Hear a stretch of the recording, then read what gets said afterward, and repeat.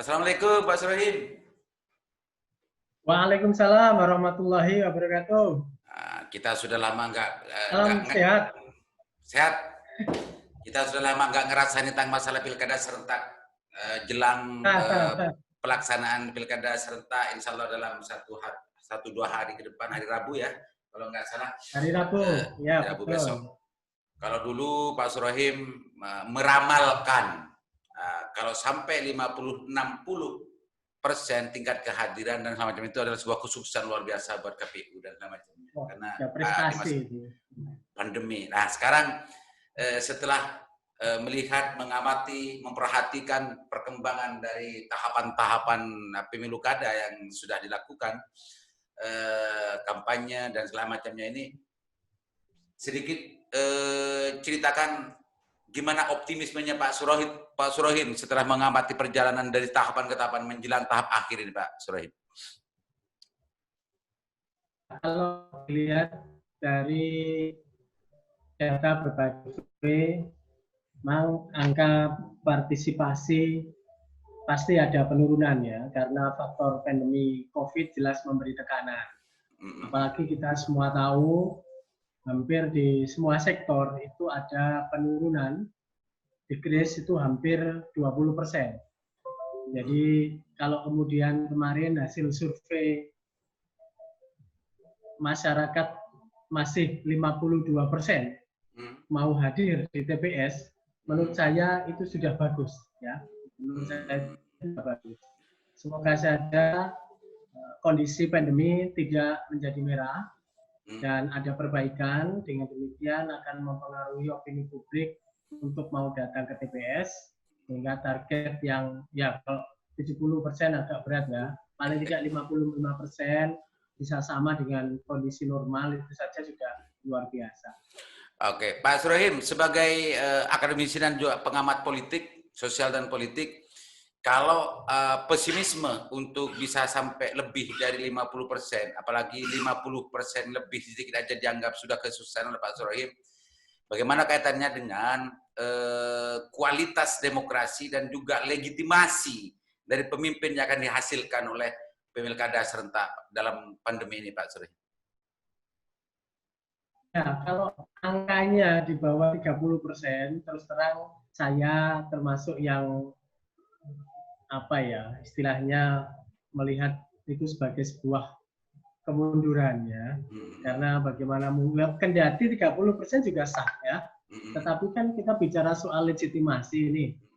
Kalau orang hanya didukung oleh 30% dan 30% itu akhirnya kemudian tersebar, taruhlah 3 paslon gitu, yang kemudian menang itu 15%, tidak dibayangkan ya, legitimasi kepala daerah memimpin dengan 15%, itu tentu menurut 2% ya presiden, karena dalam bantu diulang. kita memang bantu diulang. Kalau seumpama hanya 30% yang hadir dan yang menang 16%, bagaimana dibayangkan? Itu diulang, tolong diulang. Barusan ada gangguan. Nah, kita kan hanya membayangkan ini, tapi kan berharap tidak terjadi. Kalau seandainya angka partisipasi itu jatuh di angka 30%, gitu, lalu taruhlah pas serta pilkada itu ada 3 pasangan, dan ternyata yang 16% begitu, itu kemudian menang, ya kan? Maka bisa dibayangkan legitimasinya itu. Kepala daerah menang 12% dan itu sah gitu loh. Tapi secara legitimasi politik, Pak Surahim ingin mengatakan, bayangkan saja bagaimana kualitas dan juga legitimasinya, meskipun itu secara konstitusi adalah pemimpin yang sah dan legal gitu ya, secara konstitusional. Ya. Bayangkan saja gitu ya. Nggak perlu jauh-jauh lah ya, Sumeneb aja. Sumeneb itu berapa sekarang? Pilihnya sekitar antara 850 sampai 950-an kan ya. Berapa? Enggak, Sumeneb. Kalau Surabaya kan jumlah pemilihnya 2.100.000. Ya. Kalau kemudian kita membayangkan 50%-nya saja itu kan 1.050.000 loh. 1.050.000. Lalu bayangkan kalau kemudian tingkat partisipasi itu jatuh ke 30%. Berarti kan hanya sekitar 600. 600-an. Ya, 600-an lalu kemudian dipilih, taruhlah ada 2 paslon di Surabaya. Taruhlah yang separuh, berarti kan leading. Berarti kan hanya 350.000 pemilih dari 2.100.000 loh, bayangkan. Bayangkan gitu ya. Intinya 350.000 dari 2.100.000 dan menjadi kepala daerah. Keren kan? Oke, Pak Surohim. Ini yang menarik. Bayangkan, itu aja. Bayangkan. Karena secara konstitusional dipilih berapapun asalkan menang itu sah kan gitu. Nah, betul. Ya. Ada problem secara konsepsi demokrasi bahwa ini legitimasinya sangat rendah kan gitu, Pak. Ya, rendah. Gaya dukungnya otomatis kan juga rendah. Kira-kira kalau seperti itu yang terjadi, bayangannya Pak Surohim itu terjadi, perjalanan pemerintahan ke depan dengan legitimasi yang semacam itu, menurut Pak Surohim, efektif nggak kira-kira mengelola dinamika politik di daerahnya?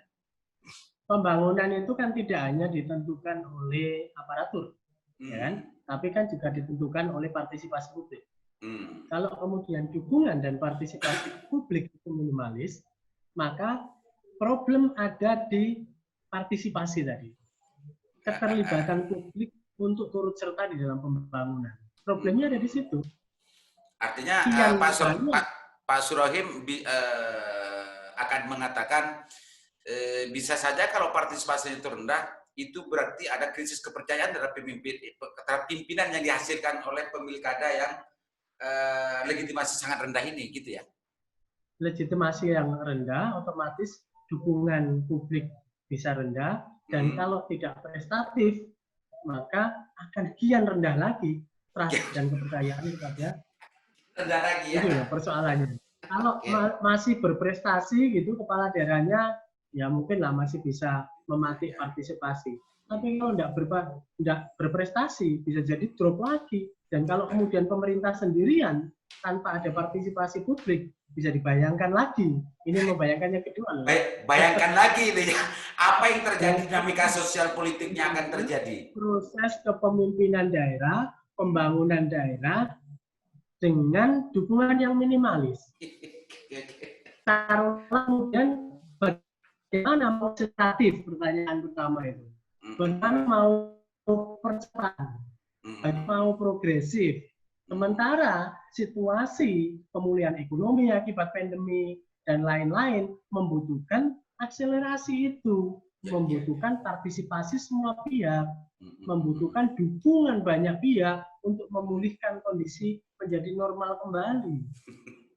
Itu problemnya. Mudah-mudahan hasil amatannya Pak Surohim ini justru tidak menambah kekhawatiran masyarakat bahwa pimpinan yang akan dihasilkan pilkada ini justru tidak semakin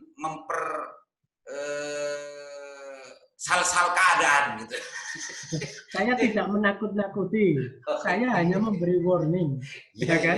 Saya hanya memberi peringatan supaya kemudian penyelenggara, khususnya KPU, Bawaslu, paslon, dan juga pemilih itu bisa melihat efek akibatnya kalau kemudian partisipasi itu minimalis gitu loh. Ini kan masih ada waktu. Mas Rohim, KPU provinsi, KPU kabupaten kota yang akan melaksanakan pilkada serentak ini semuanya optimis. Bahkan tahapan-tahapan yang sudah dilakukan itu trennya ketika menjelaskan terhadap publik itu adalah salah satu sebuah kesuksesan dan optimis untuk sukses dalam pelaksanaan pilkada ini. Tanggapannya Pak Surohim gimana?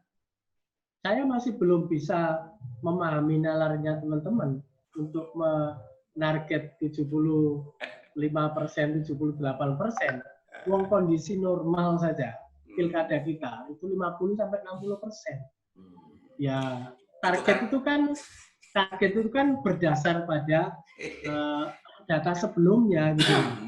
Pak Surohim ingin mengatakan bahwa target dari KPU yang 70% itu adalah target yang tidak bisa dikatakan tidak berlandaskan kenyataan realitas di keadaan yang ada gitu ya Pak Ruslan? Terlalu optimistis, tapi tidak realistis. Optimis tapi tidak realistis. Optimistis tapi tidak realistis gitu ya? Ya kan, normal saja. Itu angka partisipasi pemilu kada itu berkisar antara 50 sampai 60%. Gitu. Dan kemudian para ahli semuanya tahu bahwa pandemi COVID itu bisa memberi tekanan 20%. Jadi kalau melihat 60 dikurangi 60 dikurangi 20 kan 40. Jadi angka optimis itu ya harusnya itu 40 sampai 50 lah. Gitu. Oke. Pak Surahim, kalau melihat dari paslon-paslon yang berkontestasi di Surabaya, di Sumeneb, di berbagai macam pemerintahan Mas Ebe di Gresik dan macamnya, luar biasa bagaimana mobilisasi pendukungnya untuk bagaimana mendapat dukungan dalam kampanye kemarin. Bahkan sebagian paslon kan juga dapat ada temuan dari Bawaslu bahwa pelanggaran dari saking semangatnya untuk mencari dukungan. Apa itu tidak dilihat oleh Pak Surahim bahwa itu akan meningkatkan partisipasi terhadap mereka? Saya tidak hanya sekedar raba-raba ya, tapi kan saya juga memberi prediksi itu berdasarkan atas tracking data. Data survei terakhir yang dibuat oleh SST, riset ini tanggal 19 sampai tanggal 24 November, berarti seminggu yang lalu ya, itu kehadiran masyarakat ketika ditanya apakah akan datang hadir ke TPS, itu yang akan datang itu 52%. 30% masih akan mempertimbangkan dan selebihnya tadi akan tidak datang. Jadi sebenarnya angka 52% sebenarnya ya kurang lebih angka itu yang harusnya dijadikan sebagai patokan. Dan kalau Mas Surahim, hasil dari survei SRC ini apakah nanti itu tidak mungkin digunakan oleh salah satu paslon untuk bagaimana memobilisasi atau memunculkan money politik yang lebih keras untuk bagaimana mendapatkan dukungan di masyarakat? Kondisi kayak barusan ini maksudnya. Ya, tentu perlakuannya berbeda ya antara pilkada yang ada di wilayah rural, pedesaan, dan pilkada yang ada di daerah urban atau perkotaan. Efektivitas money politics di daerah rural itu masih tinggi ya angkanya. Jadi masih pada kisaran 38%. Jadi MP itu, money politics itu, justru yang harus diwaspadai itu adalah pilkada-pilkada di daerah yang wilayahnya itu dominan wilayah pedesaan. Pedesaan ya. Ya, tapi kalau di daerah urban, perkotaan, itu justru datanya menarik. Kalau pemilu legislatif kemarin efektivitas money politics di daerah urban itu 18 ya koma sekian ya taruhlah 19%. Maka di pilkada wilayah urban perkotaan itu lebih turun lagi dari yang bulan Oktober itu efektivitasnya masih jadi 18 ya 16. Nah, di survei terakhirnya Surabaya Survey Center itu angka efektivitas money politics itu hanya 10,4%. Oh, turun ya, turun banyak ya. Artinya apa? Bahwa orang yang akan menerima uang lalu kemudian memilih berdasarkan pesanan uang tadi itu hanya 10,4%. 10,4%. Itu Bayangkan kepada bayangkan itu dengan yang mau menerima mm, dan tidak memilih. Mau mm. menerima duitnya dan tidak mau memilih itu 28%. Sementara Menarik itu, menarik. 39% pemilih perkotaan itu anti money politics. Itu gambarannya. Gambarannya untuk Jadi di daerah kalau urban, ada untuk daerah urban itu kan. betul, ada perkotaan. Pak Jadi Sohim, kalau bisa itu kan penelitian objeknya terhadap pemilih, calon pemilih. Apa survei Pak terhadap ya survei yang itu dilakukan kepada calon pemilih. Pak ya, Surahim sebagai pengamat sosial, apakah tidak mungkin dengan kondisi macam ini penyelenggara pemilu juga tidak akan steril dari urusan money politik dalam perhitungan dan macamnya? nah, betul penyelenggara pemilu ini termasuk yang tidak disurvei. jadi, jadi kita Tapi tidak tahu. potensi itu kan ada, Pak Surahim. Potensi itu kan ada. Atau penyelenggara pemilu juga menjadi bagian tak terpisah dari bagaimana angka perolehan itu bergerak atau mandek kan begitu, Pak Surahim. Nah, Apakah itu dinamakan money politik atau gimana itu? Apa itu namanya itu kalau itu? para siluman, vote buying. Ya, kalau fenomena vote buying dari penyelenggara, saya kira kita harus tahu bahwa di daerah urban itu jumlah mata yang mengawasi itu jauh lebih banyak. Jadi potensi pelanggaran yang dibuat baik oleh paslon, oleh penyelenggara maupun oleh masyarakat itu biasanya di daerah urban itu jauh lebih turun ya daripada yang ada di wilayah rural. Karena jumlah mata yang mengawasi di perkotaan itu lebih banyak. Itu kan kalau keadaan normal, Pak Surahim. Kalau keadaan pandemi justru wilayah urban ini justru yang lebih sadar untuk tidak berkerumun dan semacamnya. Dalam konteks ini nanti seperti nggak ada nanti di urban untuk melihat, Pak Surahim. Angka MP itu sebenarnya bisa kita baca loh. Oh gitu. Problem utama yang dihadapi oleh masyarakat itu adalah problem pendapatan pekerjaan akibat tekanan pandemi. Orang di PHK banyak, orang kesulitan ekonomi banyak, dan jumlah orang yang pendapatannya turun signifikan. Mestinya kalau logikanya linear, kalau kemudian orang itu turun pendapatan, banyak yang di PHK, lalu banyak yang kesulitan ekonomi, harusnya MP efektif dong. Harusnya. Tapi gitu ya? Tidak gitu loh. MP money politik hanya 10,4% efektivitasnya. Jadi sebenarnya tidak bisa linear begitu dihubungkan antara tekanan ekonomi dengan orang mau di MP. Bahkan tadi kan menarik, ada 28% yang mau menerima uang itu, uangnya diambil, tapi dia tidak memilih yang ngasih uang. Ada di angka 28 itu yang mau menerima duitnya tapi tidak mau milih. Ada di situ. Artinya korelasi positifnya dari penelitian itu, kondisi real sekarang banyak PHK, pertumbuhan perekonomian yang mandek, orang banyak membutuhkan kebutuhan hidup itu terjawab di 28% itu ya. Ya. Oke, Pak Surahim. Selain itu, ekonomi tidak serta-merta dijawab dengan duit untuk konteks politik. Itu di wilayah urban. Itu di wilayah kita mau bahas wilayah urban, dong. Iya.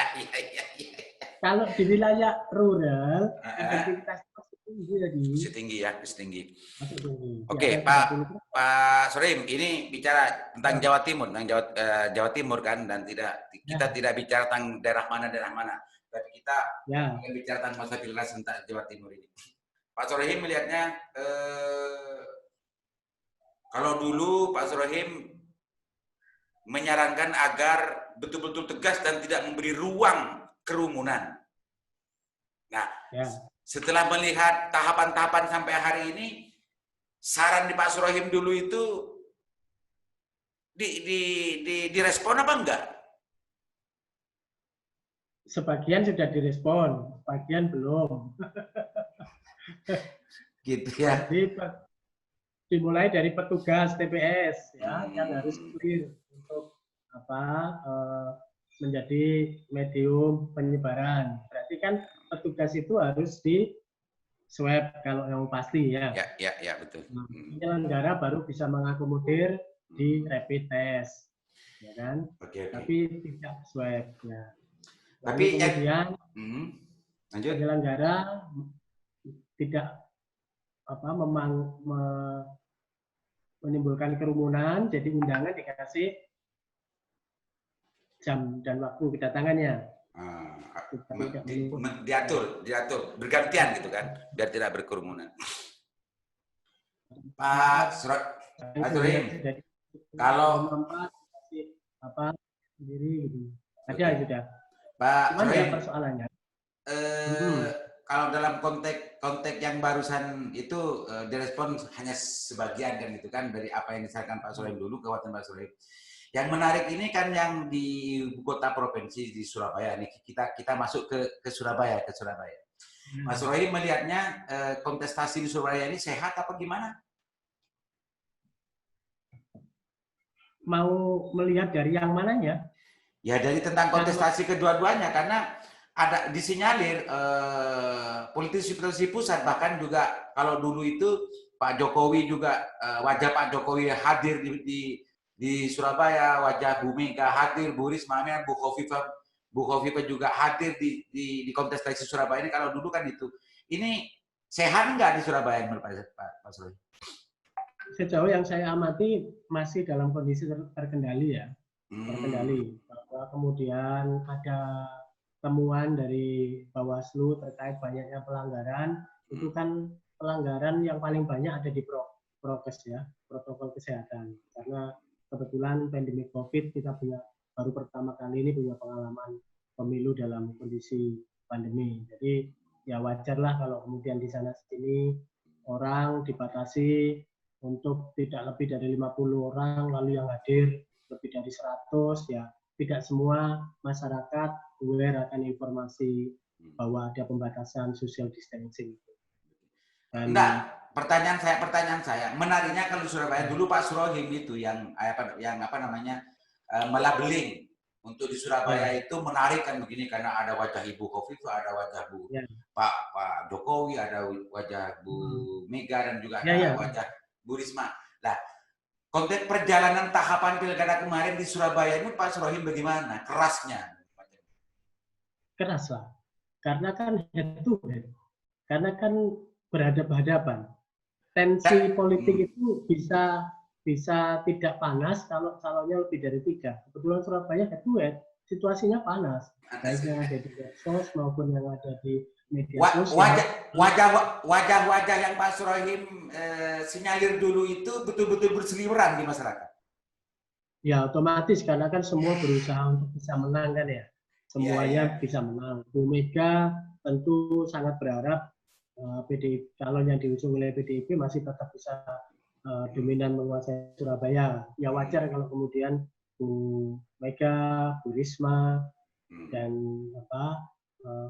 yang dari Jakarta gitu ya, kayaknya baik betul di Surabaya. Buktinya Pak Sekjen tuh sudah sering datang ke Surabaya, Pak Jarod dan lain-lain penugasan dari partai. Lalu ketua-ketua umum itu saya amati di Surabaya juga pada turun ya.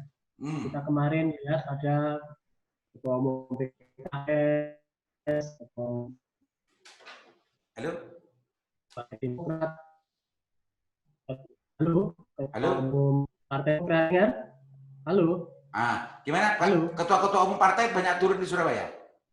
Betul. Ada ketua umum PKS, ada ketua umum Demokrat, ada ketua umum Golkar, bahkan didampingi juga Pak Akbar Tanjung, dan hampir semua ketua umum ya yang kebetulan berkepentingan di Surabaya hadir, ketua umum PAN. Dan itu menunjukkan Surabaya itu wajah dari Pak Ma'ruf gitu ya? Gimana? Itu kan yang partai-partai yang mengusung Pak Ma'ruf kan? Di Surabaya kan terbelah ya. Sebagian mengusung paslon Pak Mahfud Arifin, Pak Mujiaman, yang sebelah diusung oleh PDI dan PSI. PSI itu kan. Dan Artinya partai yang lain, Demokrat, PKS dan macam-macam hadir ke Surabaya dalam rangka untuk apa namanya membackup kerja-kerja politik Pak Mahfud kan maksudnya. betul, ya semua dalam rangka untuk kemenangan kan, wajar kalau kemudian siapapun yang mengusung pasti berharap akan dapat kemenangan, yaitu wajar.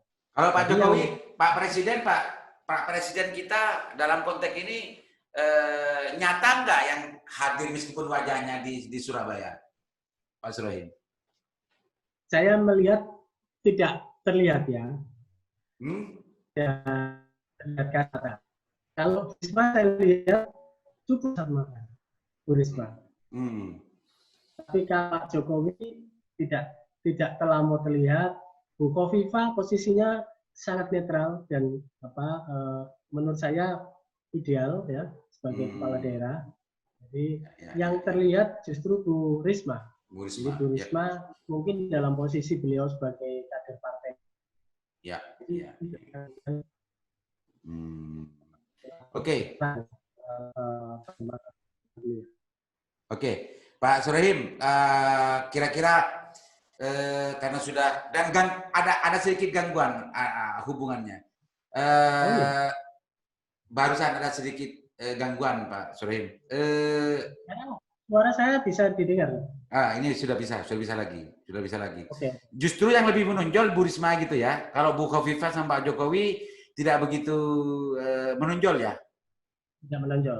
Meskipun banyak orang yang sudah bisa menyimpulkan bahwa kedua pimpinan ini adalah arah politiknya kemana kan gitu Pak Surahim? Ya, orang meraba-raba ya, menebak-nebak saja. Tapi ekspresi apa yang disampaikan secara verbal tidak terlihat. Oke, Pak Surahim, silakan barangkali ada yang mau disampaikan agar pelaksanaan pilkada ini sesuai dengan yang diharapkan, tidak di bawah 30% lah seperti yang dikhawatirkan kita. Silakan Pak Surahim sampaikan closing statement-nya. Saya percaya bahwa masyarakat kita itu guyup, gotong royongnya tinggi, dan jika kemudian kita bisa memberi informasi yang cukup bahwa pemilu ini aman, maka angka partisipasi itu sama seperti data survei tadi, semoga saja bisa 52,6%. Jika bisa mencapai angka itu, saya kira pemilu kita sudah masuk kategori berhasil dan bisa dicatat indah di dalam sejarah pemilu. Itu yang pertama. Yang kedua, bahwa pemilu ini bukan sekedar persoalan menang kalah. Pemilu ini adalah menciptakan sejarah dan peradaban politik. Karena itu cara dan yang digunakan semestinya adalah cara-cara yang bermartabat, cara-cara yang bisa membangun ruang politik itu sehat. Sehingga saya berharap cara-cara yang digunakan oleh semua, baik tim pemenangan, paslon, maupun para kandidat itu adalah cara-cara yang terhormat di dalam hati dan pikiran voter. Karena sesungguhnya cara yang akan menghasilkan legitimasinya dan cara yang salah akan selalu mendatangkan kemaslahatan untuk pemilu itu sendiri. Oke, terima kasih banyak Pak Surahim. Sama-sama. Tetap optimis loh ya. Kita kan tujuannya hanya memberi peringatan saja, memberi warning saja. Tapi semoga saja partisipasinya bisa baik. Makasih banyak Pak Surahim. Mudah-mudahan ini didengar dan kepada penyelenggara pemilu dari KPU Kabupaten sampai ke tingkat BPS betul-betul menjaga protokol kesehatan dan mudah-mudahan semua pihak betul-betul bisa menjaga dan harapan Pak Surahim tadi agar partisipasi pilkada serentak ini meskipun dalam keadaan pandemi bisa naik gitu ya. Oke Pak Surahim, terima kasih banyak. Assalamualaikum warahmatullahi wabarakatuh. Waalaikumsalam warahmatullahi wabarakatuh. Langkong. Audio Jungle.